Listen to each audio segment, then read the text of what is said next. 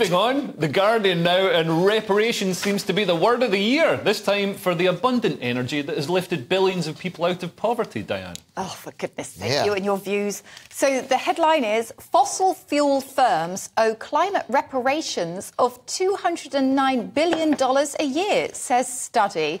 And this is all about the climate crisis. So there's been a groundbreaking analysis by a non-profit organisation called One Earth. And they've actually been able to sort of put numbers onto how much damage has been done to the Earth. And they've blamed it on 3 sections. And the 3 sections are people, like just us, populations, countries, and the big oil companies, which is very interesting because this is the first time they've managed to put like a monetary amount on the impact that these oil companies have made. And they're saying that because of the £4.3 trillion worth of damage, these companies should consider helping to repair that damage. But this damage, there's $4.3 trillion of damage because of economic growth, which was facilitated by fossil fuels. Yeah. So now, so many people have got yachts that when there's a hurricane, those yachts get damaged, and that's economic damage. It doesn't really mean we're in a worse situation.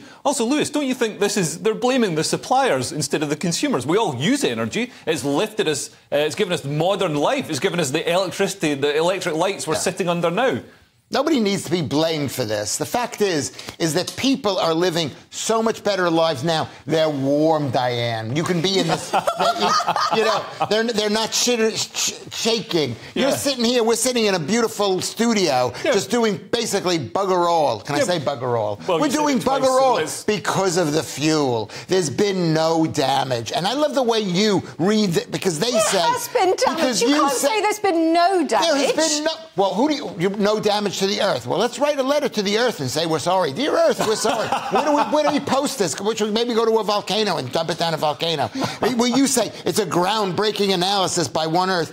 This is propaganda. This is not even propaganda. It's public relations. It's made up numbers by a few students. It's made up. There is not a few students, and this evidence and the underlying methodology could be used to create a framework to help the biggest historical polluters give money to like some of the smaller communities or any community that they've impacted. So it's to transfer the wealth. What they want to do is they want to take money from people who have money, and they want to give that money to people who don't deserve it. It sounds like communism. Because they feel it sounds like it is communism. Don't deserve and also, you can't blame the oil companies for giving us the oil. We're the people who burn it. We're the people who are using it. It's like blaming a coca farmer in Bolivia for cocaine gangs in Los Angeles. That's an excellent point, Diane, and you have no answer for that.